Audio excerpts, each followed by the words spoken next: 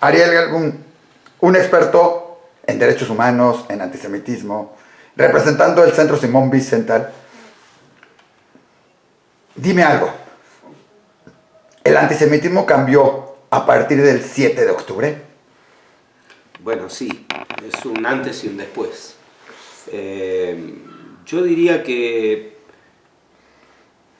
vos sabés que el antisemitismo es un odio que, como digo en mi libro, es un odio que muta constantemente, no muere, es un monstruo que no muere y muta constantemente. El 7 de octubre fue, yo diría que el punto donde cayó la última de las máscaras. Aquellos que odiaban y decían, no, mi problema no es con los judíos, es con algunas acciones de Israel o con la ocupación.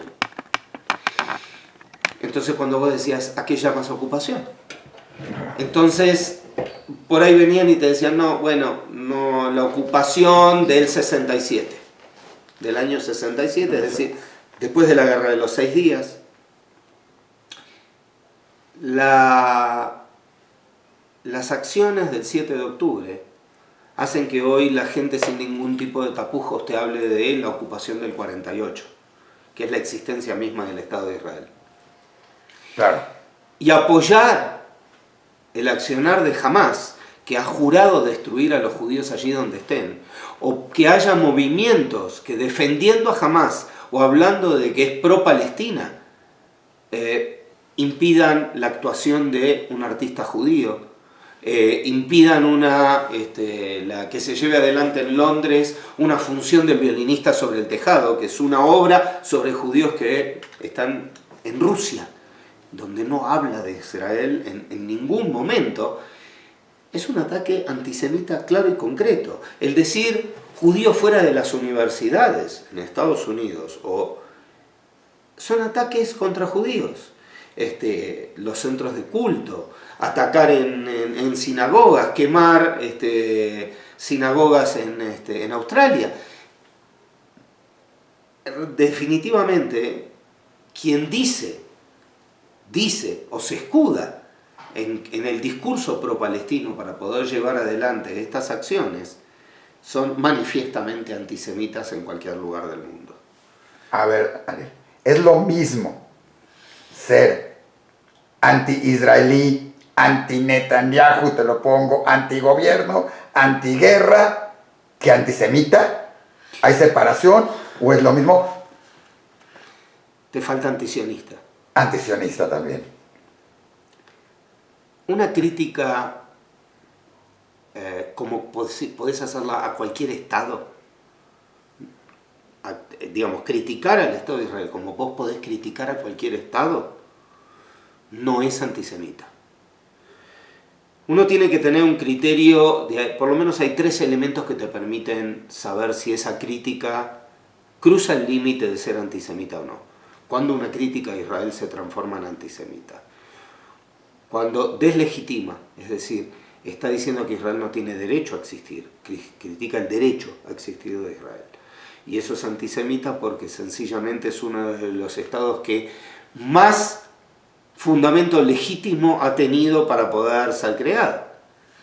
De hecho, 2/3 de las Naciones Unidas aprobó una partición en determinado momento, es decir, cosa que no ha sucedido con otros estados en el mundo. La demonización, es decir, cualquier cosa que Israel haga está mal. Haga lo que haga está mal. O pedirle un doble estándar, es decir, pedirle algo a Israel que no se le pide a ningún otro. Como por ejemplo que no se defienda, que no vaya a buscar a sus ciudadanos que han sido secuestrados. Pedir eso es absolutamente antisemita. Ahora, la pregunta del millón en este caso es el famoso yo no soy antisemita, soy antisionista.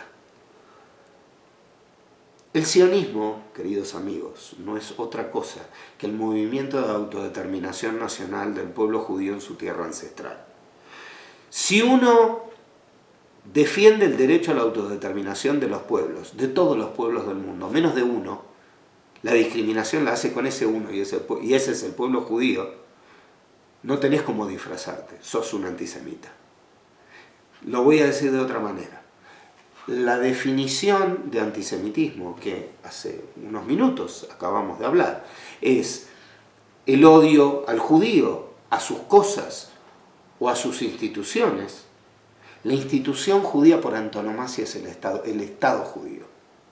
Estar en contra de esa institución también es ser antisemita. Llega al mismo resultado. Por lo tanto, es una falacia sostener que uno puede ser antisionista y no ser antisemita. Ariel, toma café. Toma. Y después lo editas. Aquí damos, no importa, aquí estamos en una plática entre amigos, entonces no pasa nada. Absolutamente, dale. Dale. Ariel, cuando vemos en las calles de muchos lados del mundo manifestaciones pro-Palestina, pintas en algún lado, actos, no quiero decir violentos, porque los violentos definitivamente tampoco, y alguien dice, hay que tener cuidado para el pueblo judío con esto. Si hay que tener cuidado, o son manifestaciones como se harían en contra de otros países, que curiosamente no se hacen en otras guerras, solo con esta. Hay que tener cuidado, son muestras de inicio de un antisemitismo latente, pueden provocar más, o simplemente mejor las dejamos. Ataques a embajadas de Israel en algunos lados, estoy hablando principalmente, no hablo sin ataques a embajadas, a esto. Hay que dejarlo, hay que permitirlo, hay que hacer algo. O sea, ¿qué implica todo esto hacia el pueblo judío? Bueno, vos sabés que yo vos quizás lo sabés, la gente no necesariamente, pero yo tengo el criterio de que toda acción antisemita hay que enfrentarla. No hay que dejarla pasar. Primero definir si es antisemita. No, pero por supuesto. Estamos hablando de aquellas que son antisemitas. Sí. Y yo me voy a referir solamente a América Latina, que es el espacio con el que yo puedo hablar con absoluta libertad, porque además es el territorio, es mi jurisdicción. Sí.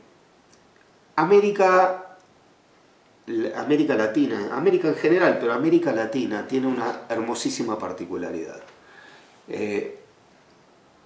Todos los países han sido el resultado, la población de todos nuestros países ha sido el resultado de muchísimas migraciones que han confluido en nuestras hermosas culturas riquísimas de convivencia.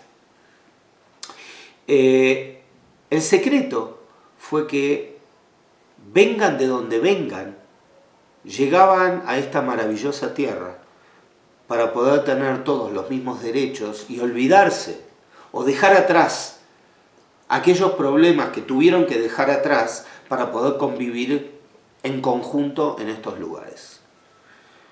Cuando dejamos e importamos un conflicto que no es de esta región y lo hacemos repercutir en las comunidades judías locales, estamos en problemas.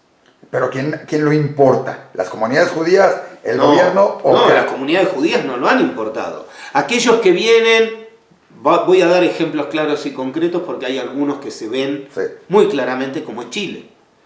En el cual un precandidato presidencial venía y sosteniendo: yo no tengo nada contra los judíos, tengo contra los sionistas, pero la comunidad judía es comunidad sionista.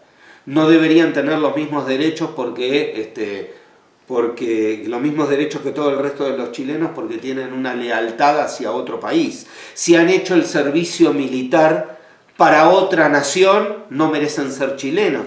Es decir, eso lo hemos visto. Eso lo hemos visto y hay políticos que sostienen este tipo de cosas. El presidente Boric se ha comportado hacia la comunidad judía con un desdén que no lo ha hecho ningún presidente en ningún lado. Y él, por supuesto, dice: yo no soy antisemita.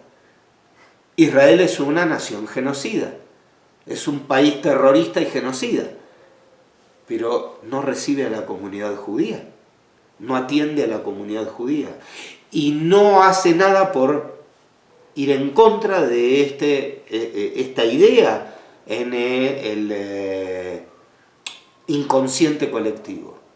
Cuando Lula sostuvo en enero del año pasado que Israel es peor que los nazis y decidió retirar a su embajador, muchísima gente de Brasil se sintió incómoda porque Brasil tiene una maravillosa tradición, como la que vengo sosteniendo al principio de esta respuesta, de convivencia de todas las comunidades. Y ha puesto en problemas a la comunidad judía, que si levanta la voz para decir, miren, me parece que está equivocado, son sindicados como opositores aliados a Bolsonaro. Entonces, la importación de un conflicto por parte de otros para traerlos acá repercute en las comunidades judías locales. Y esto no debe ser nunca aceptado, porque la primera responsabilidad de un líder político es defender a todos sus ciudadanos, inclusive a aquellos con los que no está de acuerdo. Ariel, pero eso me deja una cosa importante. Acciones, por ejemplo, si no queremos importarlo...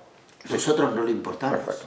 Lo importa... Lo importan otros, lo importan los antisemitas. Dime algo, independientemente de lo que haga el mundo judío, la gente en la calle, la gente no judía, lo va a interpretar lo que se habla de Israel como judío. Mirá, pregúntame de vuelta porque la pregunta no la entendí. A ver. Independientemente de lo que haga la comunidad judía, o lo que no haga la comunidad judía, o lo que junten o no junten, independientemente de lo que diga el gobierno, en América Latina la gente interpreta que Israel y el pueblo judío son unos, lo mezclan o los tienen claramente, según lo que tú tienes, lo tienen claramente separado. No, a eso me refiero con importar el conflicto. Es decir, traer ese conflicto a las calles y no levantar la voz para poder marcar la diferencia nos trae problemas. Yo cuento siempre una misma anécdota para poder entender esto.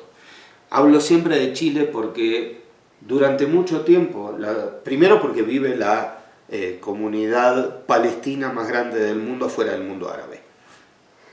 Y en segundo lugar, porque durante mucho tiempo no se controvirtió el discurso y se dejó que esto entre en el inconsciente colectivo de cualquier persona de la calle. Yo estaba parado con el rabino Abraham Cooper, con kipá, en el centro de Santiago, y un señor con kefía, muy educado, se acercó a preguntar: señor, ¿le puedo hacer una pregunta? ¿Por qué ustedes son tan malos con los niñitos palestinos? Y esta pregunta que él me hizo fue una pregunta que vio un judío porque vio un señor con kipá. No es que vio a alguien con una bandera de Israel. Y esto está inmerso en el inconsciente colectivo de la sociedad. Es una persona de la calle que se me acercó a preguntar. Mi respuesta fue, digamos, en aquel momento, creo que de una forma muy veloz, le dije: no entiendo su pregunta. Yo soy argentino y el señor es norteamericano. ¿A quién se refiere con ustedes? Este señor se sintió absolutamente descolocado y me dijo: no, bueno, está bien, y se fue caminando porque no concebía que un judío y a Israel son cosas diferentes. Frente a este argumento no supo qué contestar. Y te estoy hablando de una persona común y corriente que camina por la calle. Y esto que conté que pasó en Santiago de Chile en 2018, hoy pasa muchísimo más en todos los lugares de América Latina. Ariel, hay que admirar lo que, por lo menos en esa batalla mediática, lo acabamos de vivir, con la liberación de los rehenes, de las rehenes en este caso. Si son soldadas, si no son soldadas, sabemos que son, pero las vistieron de militares para ese, porque ni siquiera fueron secuestradas así. Todo el ejemplo, pero además los medios, y en Argentina unos, y en otros lados del mundo otros, el manejo de cómo lo manejaron. Fueron soldados cambiados por presos, no por asesinos, por presos. La DAIA y otros organismos sí levantaron la voz en contra y dijeron sí. Esto no es traerte el conflicto, juntarlo, porque la DAIA no es una organización, es la organización de la DAIA, la AMIA, son organizaciones de la colectividad judía, como se llama, en Argentina. ¿No es eso traértelo, casarte con Israel, o está correcto que se levante la voz en contra también de esta malinformación o desinformación o tendencia? Yo creo que no hay una respuesta automática. Creo que la realidad en cada país es diferente. La comunidad judía en la Argentina tiene una voz escuchada por las malas, porque tuvo que salir a ser escuchada después de 2 ataques terroristas en el 92 y 94. Además de ser la comunidad judía más grande de América Latina. Y creo que en estos casos la voz está bien que le vemos la voz para hacerse escuchar. Creo que vos ya sabés mi postura y acabo de decirla. Yo creo que los hechos antisemitas hay que confrontarlos siempre. Y hay situaciones en que el pueblo judío de Israel es uno y nosotros esta defensa la tenemos que hacer. Después, en momentos donde podamos recuperar la paz, haremos nuestra autocrítica, nosotros, las comunidades judías, Israel, a ver qué tenemos que cambiar para mejorar esta batalla mediática que estamos perdiendo, o cómo encararlas. Uno de los 2 canales de los que vos estás hablando, que salió el rotulado debajo, digamos, venía hablando, los palestinos esperan el intercambio de rehenes, donde esto no es así. Bueno, pero es un canal que ha hecho público que se considera pro-palestino, entonces tienen derecho a decirlo, está mal, hay que notarlo y decirle, esta gente no está informando con responsabilidad. Es decir, y eso me parece que sí es importante, porque genera... En todos lados del mundo habría que estarlo haciendo, yo creo. Y bueno, pero está bien, a ver, hay una irresponsabilidad en la comunicación y en estas cosas a nosotros nos toca y me parece bien que salgamos a discutirlas.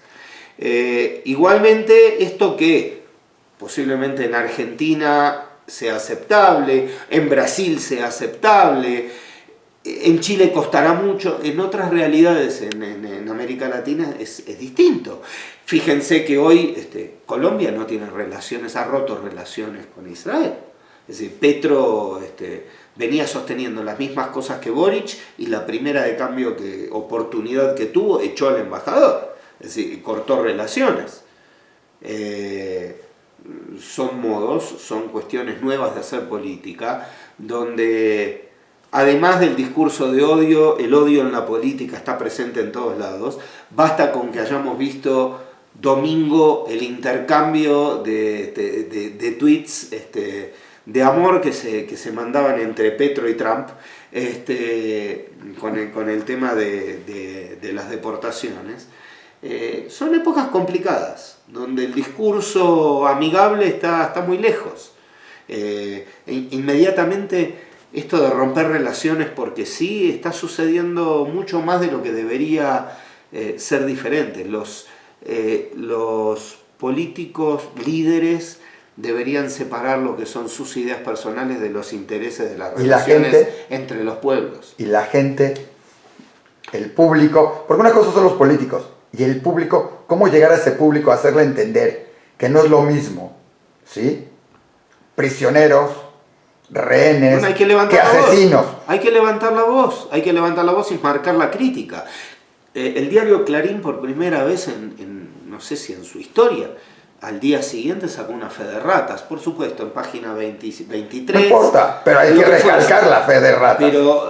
Pero, hay que notarlo, donde, ahí se notó que el editor de política internacional quería sostener una postura, pero la edición general del diario se dio cuenta de que había un error dentro de la ideología que quería llevar adelante este hombre, y que afectaba la credibilidad del diario. Entonces, cuando toda la gente se ha levantado para discutir esto, o ha habido muchísimas voces que se han levantado, y bueno, tuvo su efecto, sobre todo porque uno no puede ser necio y sostener errores, solamente por el hecho de soberbia o de decir yo no me equivoco. Está bueno decir yo me equivoqué.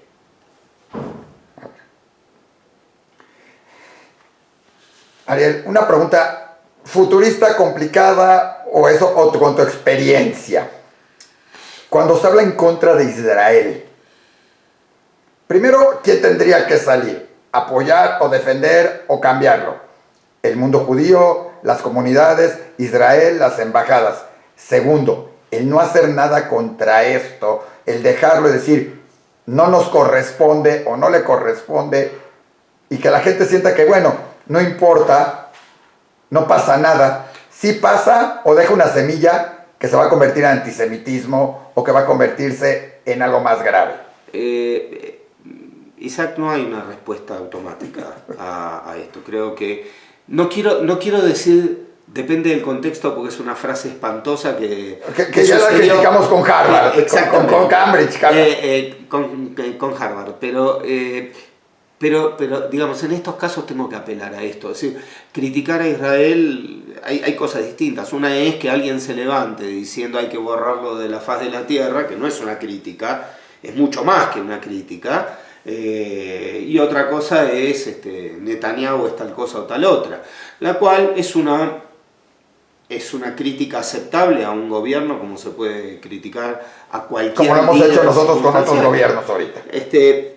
Me parece que no se puede generalizar. Yo creo que hay que ver con cada caso concreto. Toda la experiencia que uno puede haber llegado a tener no sirve de nada para hacer futurismo. Nadie imaginaba el 7 de octubre y todo lo que iba a pasar con posterioridad. La diferencia es que algunos estábamos más preparados que otros para poder responder frente a esta situación. Y aún así, algunos dijimos, bueno, nos toca el momento más complicado después de la Segunda Guerra Mundial, hay que estar a la altura. Entonces, si antes trabajábamos mucho, ahora tenemos que trabajar el doble. El caso nuestro, tu medio reproduce un streaming que todos los miércoles hemos decidido hacer para poder llegar a más gente.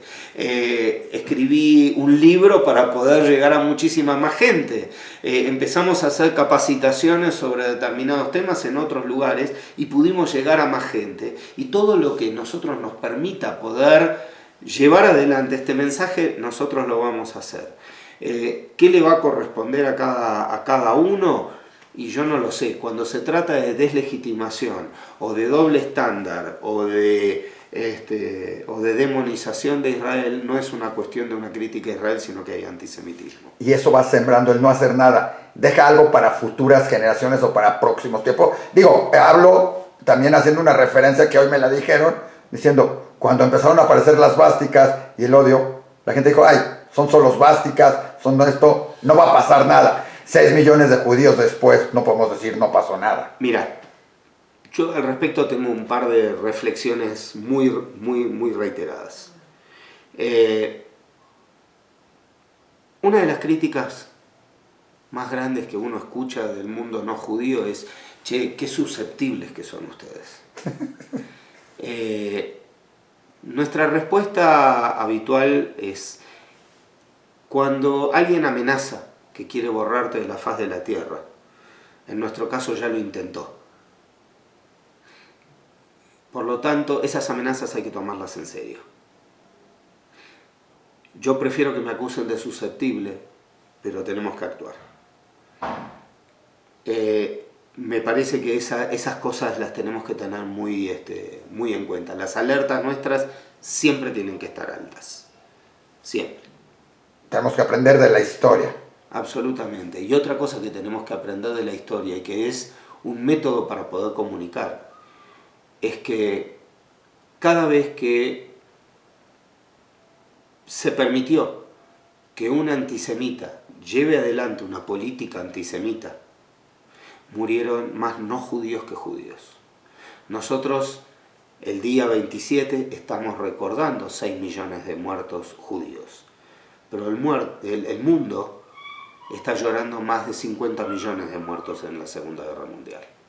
Oye, esa me trae a la última pregunta en ese sentido. Hoy los jóvenes en las universidades, es diferente en Estados Unidos que en América Latina un poco, Sí. pero los jóvenes en las universidades, en muchas no se toca el tema, digamos, en todo, y hay un vacío para muchos jóvenes de la colectividad, de las comunidades judías. Es decir, ¿cómo es que a nadie le importa lo que pasó el 7 de octubre? O la segunda, el que los hagan sentir como el judío o como el israelí o como el...